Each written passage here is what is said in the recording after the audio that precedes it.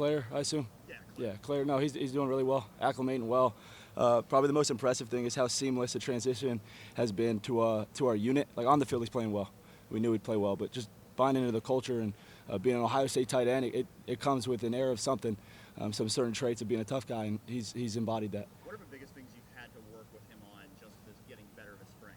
I don't know, Dan, if there's one, certain thing. I mean, I think anytime you got to learn an offense, he was in one for 3 years, so terminology maybe, but even then, like, he's a smart kid. He's a veteran. He's picked it up really, really, really pretty smoothly.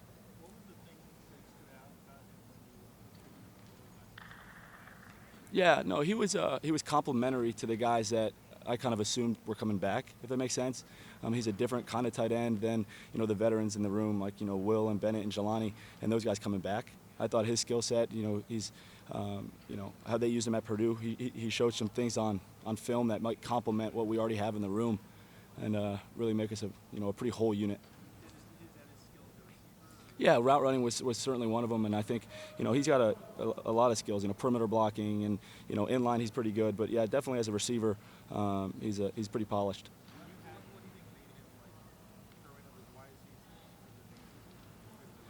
Yeah, I don't know. I mean, probably he had good coaches, and obviously he's naturally, a gifted athlete. He played a couple different sports in high school, has a good feel for space, and super athletic. But he's really impressed me with how dedicated he is, and he's always in my office, trying to get better. When you have the receivers you guys have, how do you get a guy like him involved in the passing game? We saw Caden G do it to some level, but he's a guy who caught 50-some passes. Yeah, no, I think it makes it easier. Right, I show these recruits all the time because everyone says Ohio State's just a receiver school. It's like when Marvin Harrison was the best receiver in the country, and who number 2 is in targets and receptions and receiving yards. It was Cade, because you could go to the other schools and they don't have the receivers we do, and you're gonna get doubled every game. Like, good luck. I don't know many great plays if you're gonna get bracketed, but no, you have the receivers that Coach Hartline keeps bringing in here. We're gonna have single coverage. And if my tight ends can't beat single coverage, and we're going to have issues, I'll get another tight end who can. Like, we've got a lot of tight ends who are pretty good receivers, and excited to see them. You mentioned the inline blocking. Yeah.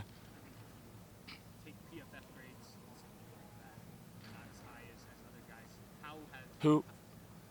For For Max, Max. okay. Yeah, just how do you see that part of his game? Because I think that's been the knock that people have talked Yeah, I'm not sure. I mean, he checked that box when I watched the film. I'm not sure what the nice folks at PFF are watching, but Will Kacmarek didn't have many offers coming out. He's the best blocking tight end in the country. So I don't know what his grade is. Lathan talked about at the combine, he said that after the Purdue game, he came to you and said, hey, if this guy enters the portal, go get him. What do you remember from that conversation? Yeah. Lathan's trying to take all the credit. Caleb Downs was also, kind of chirping me. I always have dinner with those two guys, the DBs, really the safeties, on Friday nights. And I always, every week, just ask him about the opposing tight ends. And they were super high on Max Purdue week. So when he went to the portal, Lathan and Caleb were like, that's a guy. So I was like, all right, I'll watch him. Obviously, you have to do your own evaluation and the coaching staff, obviously. But how much do you value that opinion when you hear that from guys who actually have to go on the field? No, hugely. And, that's back-to-back years, really, because you had – I mean, I would have watched Max anyway. I'm not giving Lathan too much credit over here. But, like the year before, it was Sam Wiggles told me about Will Kacmarek. So, no, if a guy knows our culture and says, Coach Key, he fits your room, I give Sam all the credit for finding Kaz. Is this the deepest tight end room that you've had here? Yeah, it's got to be. Just because, again, Dan, how many guys played in the Natty? I think we had 4 or 5 tight ends. We had all 6 play in the playoffs, and 4 of those 6 are back. So, yeah, I mean, we've got tons of guys in that room that have started college football games, and not just against the school down the street, like big-time moments in big-time games. So, yeah, we're super deep. How valuable is that to know that you have, 4 guys that have all played a lot of football in your tight end room? Hugely. And I think the best part, Dan, is now I could challenge them even more. We're past the stage of, okay, here's what it's going to be like on Saturday. Almost all the guys in that room have done it, so now I could challenge them even more to go be the best tight end room in the country. We're at Ohio State. If you're not up to that challenge, then go somewhere else. For guys like Bennett and Jelani, what do they have to do to earn even more playing time? Yeah, I think everyone's different, right? Bennett's different than Jelani, but those guys, I mean, consistently, I said it, last week, Coach Hart's going to put the best 11 on the field. It doesn't matter if they're all running backs or receivers or tight ends.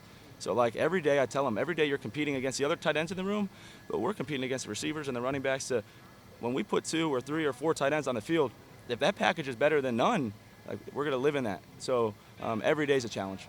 How much did Will injury kind of impact your last year? Where could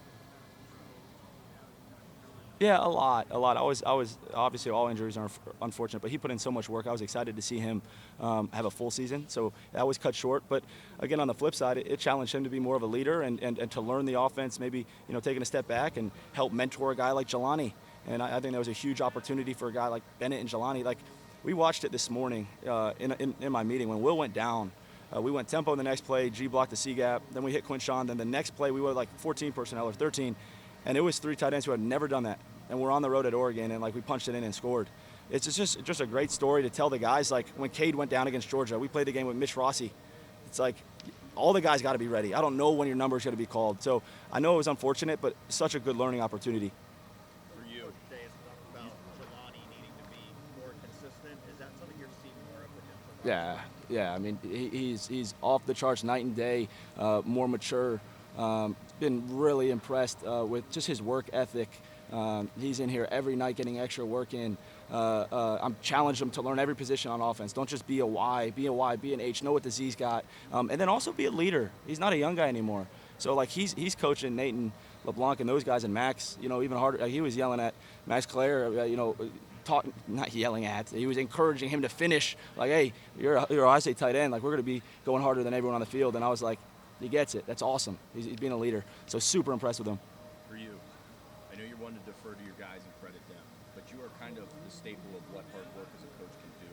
You've built your way up through this program now, get a title this offseason. What's it been like to watch your journey here and kind of see where you are now? Yeah, no, I appreciate that. I'm not going to take the bait there. That's total rat poison. But no, I think every offseason at Ohio State, we have such good players and we win championships. Everyone around here is going to get opportunities to go somewhere. And that's a credit to those guys. But it's also, like, shows all the trust that Coach Day and Coach Hartline have for me. And those guys have been my boss for the last 9 years, whether it's Coach Day or Coach Hart. So, like, nothing's changed but a title. And just, super blessed to be here with those two guys. I mean, I love those guys. Keenan, you spent last spring talking about the message with your guys about being overlooked, least talented group, pouring the rankings and all that. This group is now veteran. Oh, yeah. You have one of the most productive tight ends in the country joining the room. Do you have to change? I know it's still going to be hardest working. No, I'm with you. I'm not going to take that away, but, like, is it a different message now, different mentality? It is. What It is. Yeah, Austin, you hit the nail on the head. Like, we're not changing our DNA. Like, you cut open an Ohio State tight end, he's going to be a bad dude who goes really freaking hard and is just gritty as all get out. But I'm not saying that we're going to be overlooked this year at all. It's a 180. I told the guys we should set the tone for the offense, for the team, nationally, like, with toughness and effort and all that, but production, and we should be a driving force. Like, I challenge them all the time. Someone comes to practice, you want to see what the Ohio State Buckeye fight culture is, the brotherhood, just go watch the tight ends. Don't watch it. Like, that's who the Buckeyes are. So I've challenged them, lead from the front now. We don't need to be, the least kind of the sleeper unit. No, like, set the tone. Did Max, last question quickly, I mean, you mentioned Will trying to lead and encourage through practice. He's been here 2 months now. Does he fit in that mindset? No, he fits right in. And I saw some things today that I'm like, all right, yeah, no, he's going to be an Ohio State tight end. I'm super proud of him and the whole unit. Sorry, did I miss anybody else? Good? Thank you, guys.